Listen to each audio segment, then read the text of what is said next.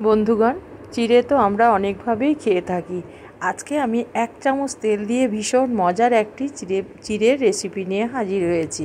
আর তার জন্য আমি প্রথমেই 150 গ্রাম চিড়েকে ভালো করে পরিষ্কার করে নিয়েছি, যেহেতু বাজারের। এবার আমি এই চিড়ের মধ্যে দিয়ে দিলাম অল্প একটু লবণ। লবণটা দেওয়ার পর আমি এখানে দিয়ে দেব 2 চামচ মতো জল। যদি আবার প্রয়োজন হয় তাহলে আমি আবার পরে ব্যবহার করব। এবার আমি জলের সঙ্গে আর লবণের সঙ্গে চিড়েটাকে ভালো করে মিশিয়ে নেব।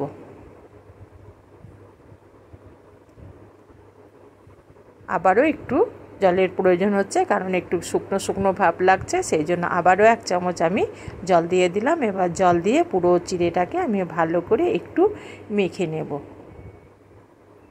মটমটে করে চিড়েটাকে আমি জল দিয়ে মেখে নিলাম। এবার আমি গ্যাসের মধ্যে চিড়েটাকে একটা প্যানের মধ্যে দিয়ে দিলাম, শুকনো খোলার মধ্যে। প্রথমে আমি খোলাটাকে ভালো করে গরম করে নিয়েছিলাম। তারপর আমি চিড়েটাকে নেড়ে এইভাবে চিড়েটাকে আমি ভেজে নেব। হ্যাঁ বন্ধুরা, গ্যাসটাকে আমি মিডিয়ামে রেখেছি। আর চিড়েটা যেহেতু জল দেওয়া আছে, একটু নরম ভাব এসেছে। আমি এখানে মোটা চিড়েটা নিয়েছি। এইভাবে নেড়ে চেড়ে আমি চিড়েটাকে ভেজে নেব।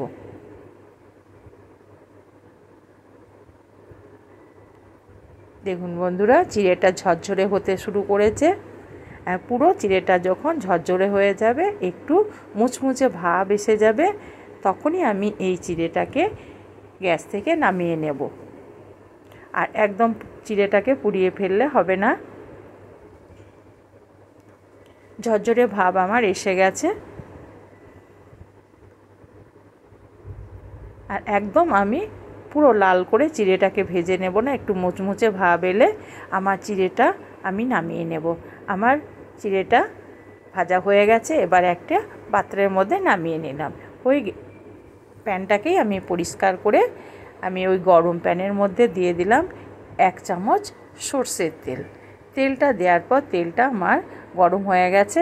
এবার আমি দিয়ে দিলাম 5 কোয়া রসুন। রসুনটা দেওয়ার পর আমি 2টো লঙ্কাকে কুচিয়ে রেখেছিলাম, সেটাকে দিয়ে দিলাম। আর একটা ছোট সাইজের পেঁয়াজ কুচিয়ে রেখেছিলাম, সেটাও দিয়ে দিলাম। এবার নেড়ে চেড়ে আমি এগুলোকে ভালো করে ভেজে নেব।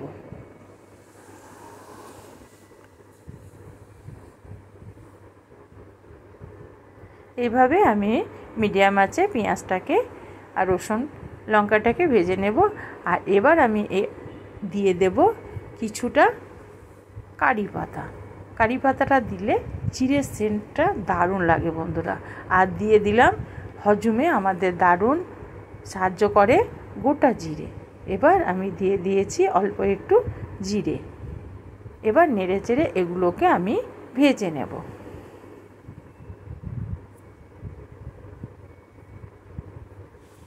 পেঁয়াজটাকে আমি বাদামি কালার করে ভেজে নেব।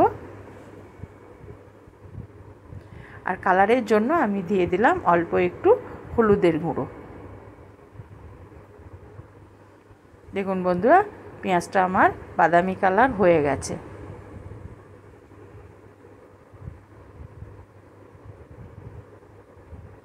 আর গ্যাসটাকে এখন আমি কমিয়ে দেব, যাতে পেঁয়াজটা পুড়ে না যায়। পুড়ে গেলে পেঁয়াজটা তেঁতো লাগবে। এবার আমি এই পেঁয়াজ ভাজার সঙ্গে দিয়ে দেব যে চিড়েটাকে আমি ভেজে রেখেছিলাম, সেটা দিয়ে দিলাম। চিড়েটা দেওয়ার পর আমি গ্যাসটাকে কমিয়ে আবারও চিড়েটাকে কিছুক্ষণের জন্য মিনিট 3 মতো ভেজে নেব পেঁয়াজের সঙ্গে, মশলার সঙ্গে।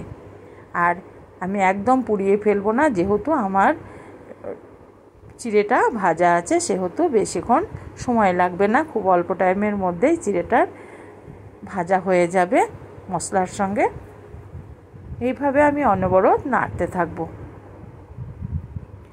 মশলার সঙ্গে আমার চিড়েটা মিশে গেছে। এবার আমি এখানে দিয়ে দেব চাট মশলা।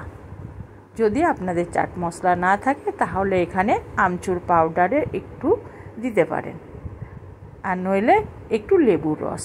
আমি এখানে চাট মশলা ব্যবহার করেছি।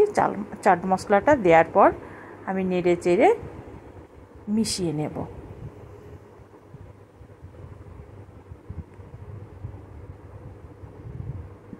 চাট মশলাটা আমার মিশে গেছে। এবার আমি এখানে দিয়ে দেব বিট লবণ। যেহেতু লবণের পরিমাণটা আমি খুব বেশি দিইনি, আমি অল্প একটু বিট লবণ ছিটিয়ে দিলাম। বিট লবণটা দেওয়ার পর আমি চিড়ের সঙ্গে বিট লবণটাকেও নেড়ে চেড়ে মিশিয়ে নেব। বিট লবণটা আমার মিশে গেছে। এবার আমি বন্ধুরা এটাকে একটা প্লেটের মধ্যে উঠিয়ে নিলাম। এবার আমি এটাকে গরম গরম পরিবেশন করে নেব। খেতে কিন্তু ভীষণ মজাদার।